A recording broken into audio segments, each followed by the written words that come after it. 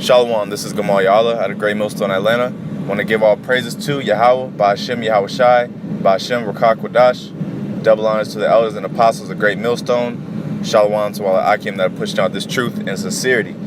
Alright, so this is going to be a lesson centered around over-sexualization. Alright, in this society, you just see it everywhere. You know, you walk around walk on the street, see chicks, with their ass and titties out, leggings and skimpy wear. All right, certain places of the world, you got nude beaches, you got strip clubs. It's all on your billboards, your TV. You walk in the store, it's all in the magazines. Everywhere you go, it's just sex. Bodies, you see, sexy bodies and stuff, and that's what the society promotes. And what they're doing is, what the so-called white man is doing is he's desensitizing you, all right, to where that sex is nothing, because according to the scripture, sex is marriage. All right, the scriptures say that the two shall become one flesh, and the man, they'll both live together. Just roughly paraphrasing.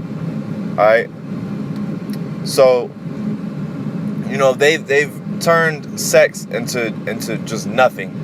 It's not a big deal. All right, you just fuck and keep it moving. All right. But I've got this article. It's basically on over-sexualization. All right, and it also goes into lust. Lust of the flesh. So I'm just gonna read this article and bring out some precepts, and Lord willing, you brothers are edified. All right, so this is off the Odyssey Online. The over-sexualization in America. All right. One of the biggest things that marketers in America realize is that sex sells. As a result, many television shows and television advertisements show often sexualize females in order to push the storyline or sell their product. One of the biggest companies that use sex to sell their product is Carl Jr. Now, for most guys, this kind of thing may work.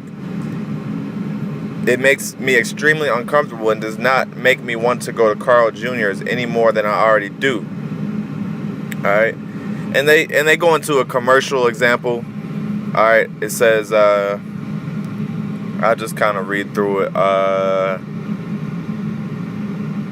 To end the commercial, one of the models says, "Yeah, I know what you're thinking, but it is called a bacon three-way burger. What did you expect?"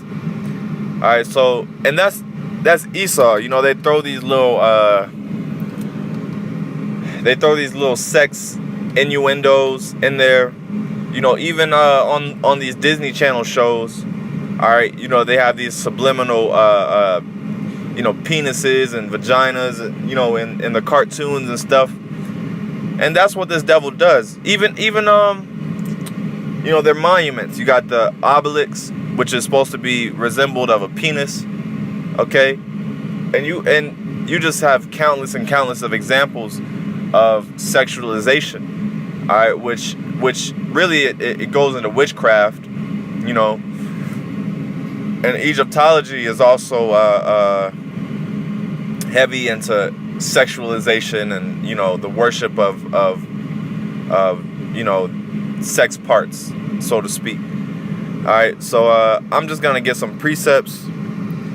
And, because this is what's going on in this society, just wickedness and lust and just sex. All right. All right. This is, I believe it's, if I can find it, bear with me one moment. I believe it's 1 John 2.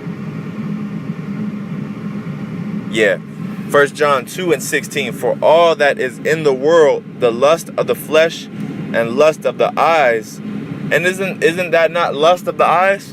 Okay, all these different you know, you got these, you go on Instagram, it's like a porn site, man. You know, you go on these social media sites, it's like you're on a damn porn site, man. You know?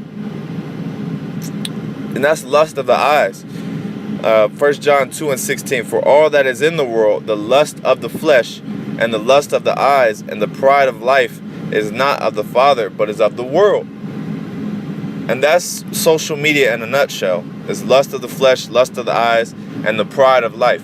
You know, you see all these people with their money, and, you know, just proud. You know, that's the pride of life. You know, the lust of the eyes. All right? You got that's where you get that term eye candy from. All right? You know, but like I said, it's everywhere, you know? You got these movement, free the nips, you know? And as a man, you know, as being a man in America and seeing all this stuff, it's tough, man. All right, because we like women. We like women's figures. We like big booties and you know, big, you know, nice pair of boobs. You know, we like that. You know, and it's hard, especially, you know, being a man of the Lord. A lot of times it's hard to abstain and to control those lusts, man. Because like I said, we see these, you know, fat asses in these leggings and stuff. And you know, I'm not trying to be funny, but that's what it is. You know, you see these big booties in these leggings, and as a man, it's hard to shut that off, because of course we're gonna look, man. You know, and that's why this place has to go, man. You know, you just see eye candy everywhere. You know, it's eye candy, and you know, it's like a kid in a candy store. You see a whole bunch of women that you can't have. You know. Whole bunch of women that you know already have a man, you know, but they're walking around with, you know, skimpy clothes, you know, and that's what it is. It's eye candy, and you can't have it, you know. And it says, verse 17, and the world passeth away, and the lust thereof, but he that doeth the will of the Most High abideth forever. Yeah, that's right. So, you know, we're doing the will of the Most High. You know, and Lord willing, we endure, but we're going to abide forever. Because it says, and the world passeth away, and the lust thereof. So the lust and the pleasures of this world is gonna go away. All this whole, you know, whole movement and you know, slut walks and all that shit is gonna go, man. You know? That's all this is just exploitation, man. They're exploiting sex. Okay? And we can look up that word exploitation or exploit. Let's look up that word exploit, because that's all this is. Make full use of and derive benefit from. All right? To use selfishly for one's own ends. And that's what these company executives do. They're exploiting it, okay? They're using it selfishly, okay? Here it is. Sex is supposed to be, you know, regarded. It's a serious thing, you know. It's a heavy thing. Sex is marriage, you know. But they've made it into nothing. You know, you got condoms now. You know, everything is just fuck, you know. And that's all for profit, okay? That's all for these elites. That's all for their profit, for their own selfish ends. Okay? Now I got another definition, which is lasciviousness. Alright? And this word lasciviousness, it means unbridled lust, wantonness, alright, shamelessness. And is that not oversexualization? Wantonness? You know, wantonness is like basically you know, just having your eyes everywhere, you know, lustful. Okay? And there's this precept here, Galatians 5:17, for the flesh lusteth against the spirit, and the spirit against the flesh, and these are contrary the one to the other, so that ye cannot do the things that ye would. But if ye be led of the Spirit, ye are not under the law. Now the works of the flesh are manifest, which are these: adultery, fornication, uncleanness, and lasciviousness. All right, so it's a internal battle, man. You know, you have to be able to fight off the lust of this flesh. You know, we see all these, you know, beautiful women and, you know, sexy bodies, and, you know, we see it, but we have to be able to turn that off and you know, and endure, you know, and be in the Spirit. All right, because it says it's contrary to the other. Okay, so of course we're gonna have to fight off these temptations, and, you know, I want to get this bad bitch, you know, I want to smash this, and, you know, so we have to be able to actually fight that and counter those desires, man. You know, because, you know, it's a hell of a desire, man. You know, it's tough being a man in this over-sexualized society, man. It's really tough, you know, because we're like, you know, I was talking with the brothers. We were actually talking about this subject before, and it's kind of like being a neutered dog, man. You know, that's what it's kind of like. You know, we're like neutered dogs, man. You know, seeing, you know, just basically can't even really deal with nothing, you know, because if we do, it's gonna throw us off. You know, if we deal with a lot of these women and hoes, it's gonna take up all of our time and money, and it's gonna throw us off. You know, throw us off our pivot.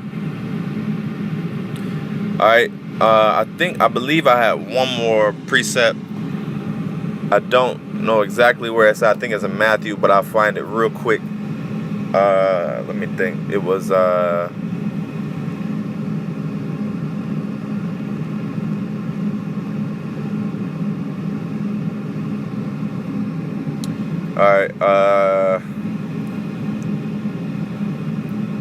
yeah, Mark. Okay, it's in Mark. I'm gonna get it real quick. What was it? Bear with me one moment. Mark 10 and 30. Alright, let's get it. Mark 10 and 30. And it says, but, 29, I'll start at 29. YAHAWASHI answered and said, verily I say unto you, there is no man that left house or brethren or sisters or father or mother or wife or children or lands for my sake and the gospel's, but he shall receive 100-fold now in this time, houses and brethren and sisters and mothers and children and lands with persecutions, and in the world to come eternal life. All right, so, you know, we have to be able to forsake all these things. You know, we have to forsake wives, you know, which is, you know, sex. You know, ultimately we're putting off having sex with women, and we're putting off these wives. Okay, but guess what? You know, if we endure and we continue to suppress these, you know, these feelings, these desires, then the Lord is gonna give it to us. You know, He's gonna give it to us 100-fold, man. You know, because the Lord, He knows our struggle, man. He knows that it's tough. It's tough out here for us, man. You know. And you know, Isaiah 4 and 1. You know, 7 women shall take hold of one man, man. So that prophecy is getting ready to come to pass very soon. And like I said, we just have to continue to push, you know, and focus on the goal at hand, you know. So with that, I want to give all praises to YAHAWAH, BAHASHAM, YAHAWASHI.